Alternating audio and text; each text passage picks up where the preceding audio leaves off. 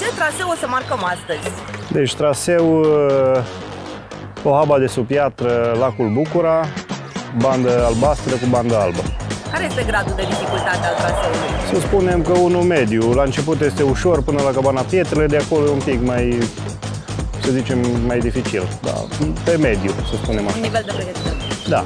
Care este cel mai important sfat pentru cei care vor să străbată acest traseu?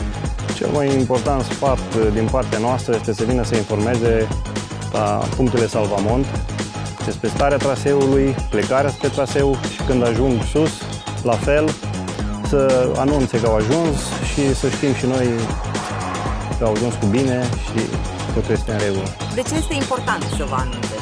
Este important pentru siguranța turistului, în primul rând.